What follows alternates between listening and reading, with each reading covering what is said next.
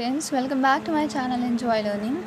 In this video I'll teach you how to solve question number 12 of exercise 5.2. In the given figure, DE is parallel to BC. Find a measure of x and y.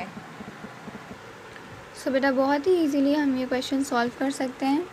सबसे पहले, जैसे कि मैंने इससे पहले भी आपसे बताया है कि जब भी क्वेश्चन आप रीड करें तो जो लाइंस पैरेलल गिवन है, सबसे पहले हम लोग अपनी फिगर में पैरेलल लाइंस को आइडेंटिफाई करते हैं, पैरेलल लाइंस को पहचानते हैं कि वो कहाँ पर हैं।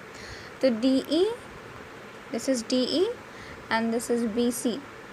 DE and BC these are parallel to each other. ये दोनों लाइनें कैसे हैं? एक दूसरे के पैरेलल हैं। अब टू लाइंस हमें जैसे ही पैरेलल मिल गई, वैसे ही फिर हमें क्या ढूंढना होता है? हमें एक ट्रांसवर्सल ढूंढना होता है। मतलब एक ऐसी लाइन जो कि इन दोनों को क्रॉस करती हुई, कट करती हुई जा रही हो, या फिर सिर्फ टच कर रही हो। मतलब चाहे सिर्फ यूँ हो या फिर बाहर को निकल रही हो, क्रॉस कर रही हो। दोनों ही केसेस में हमारा क्या कहलाता है? ट्रांसवर्सल कहलाता है। ट्रांसवर्सल हर उस लाइन को कहते हैं जो कि हमारी जितनी भी पैरेलल लाइंस हैं उन सबको कट करता हुआ जा रहा है या फिर उन सबको टच कर रहा है। Is that clear?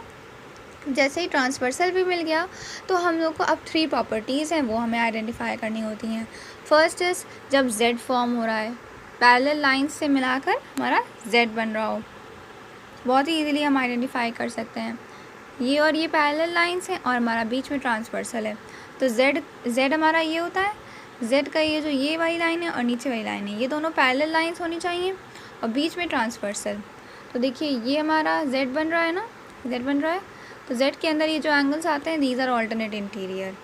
फिर उसके बाद करस्पॉन्डिंग एंगल्स के लिए क्या होता है? सेम शेप होना चाहिए। मतलब कि जैसे कि ये और ये लोग क्या हैं? करस्पॉन्डिंग। ये और ये दोनों आपस में करस्पॉन्डिंग एंगल, ये भी इक्वल होते हैं। देन लास्ट हमारी क्या होती है? को इंटीरियर एंगल्स की प्रॉपर्टी के 2 पैरेलल लाइंस है, एक ट्रांसवर्सल है।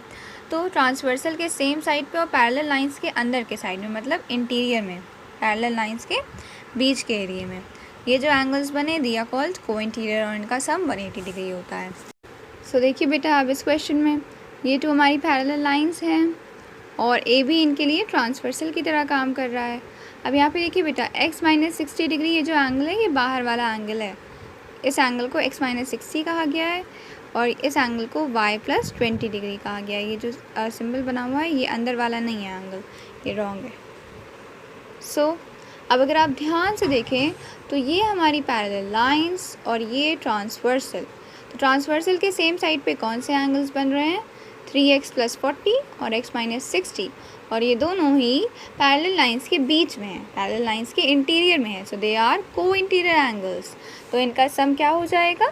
180 डिग्री हो जाएगा। बेटा अब तो आपको शेप लर्न कर लेना चाहिए, बिल्कुल आपको कोई प्रॉब्लम नहीं होनी चाहिए। आप ये 2 पैरेलल लाइंस, ये एक ट्रांसवर्सल, इस तरह के जो एंगल्स होते हैं दे आर को इंटीरियर एंगल्स। अच्छे से अब लर्न कर लिए। सो को इंटीरियर एंगल्स की हम प्रॉपर्टी अप्लाई कर देंगे। इन दोनों को जब ऐड करेंगे तो आंसर आएगा 180 डिग्री। 3x + 40 डिग्री को और x - 60 डिग्री को हम लोग ऐड कर रहे हैं, plus x - 60 degree equal to क्या आएगा? 180 degree. This is the property of को interior angles. Write the name of the property here in bracket. Same line में अगर आगे स्पेस हो तो आप लिखिएगा, फुल फॉर्म लिखिएगा। I am writing the short form. So now solve this equation. अब इस इक्वेशन को बहुत ही ईजिली सॉल्व कर लेंगे। x वाले टर्म्स को एक साथ सॉल्व करते हैं। 3x + x, यहाँ पे कोई नंबर नहीं है x के साथ, मीन्स 1 है ना। सो 3 + 1 4x, इन दोनों को ऐड करके क्या आ गया? 4x आ गया आंसर। और 40 - 60 डिग्री, इन दोनों को आपस में सॉल्व करेंगे, 40 और 60 को। तो 40 - 60, तो 60 - 40 क्या होता है? 20 होता है।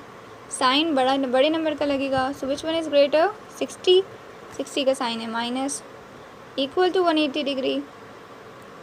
अब हम लोग सिंपली कॉन्स्टेंट्स को दूसरी साइड पे भेज देते हैं ना। x को हमें अकेला करना है तो -20 को पहले उधर भेजेंगे तो हो जाएगा +20। So 180 + 20। So what you got? 4x = 200।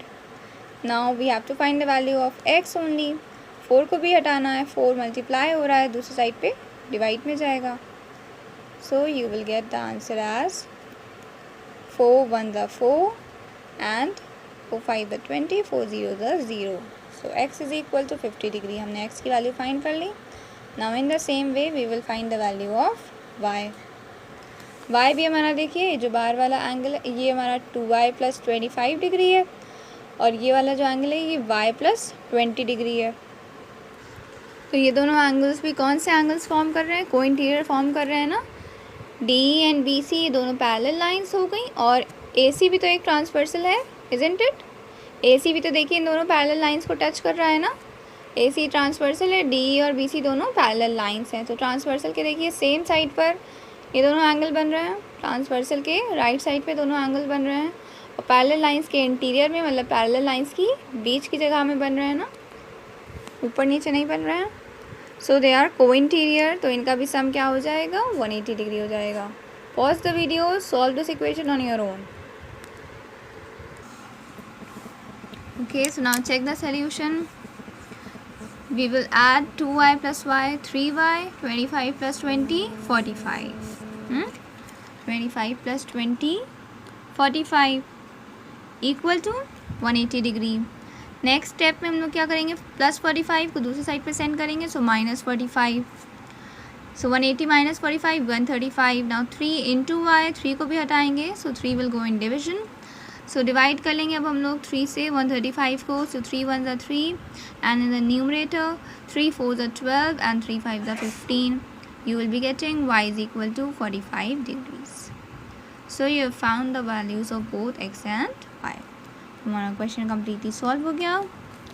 Practice more and more. जितनी ज़्यादा आप इन क्वेश्चंस की प्रैक्टिस करेंगे, बार बार इन क्वेश्चंस को लगाएंगे, उतना ज़्यादा आपके कॉन्सेप्ट्स स्ट्रॉन्ग होंगे. And I am repeating again and again कि बेटा आप इंट्रोडक्शन की जो वीडियोज़ हैं उनको बार बार देखिए. इससे आपकी ये सारी प्रॉपर्टीज़ के कॉन्सेप्ट्स बहुत स्ट्रॉन्ग हो जाएंगे इंशाल्लाह. And learn the shapes now. Equatorial angles किस तरह का शेप फॉर्म करते हैं, है ना. Okay, all the best. May God bless you.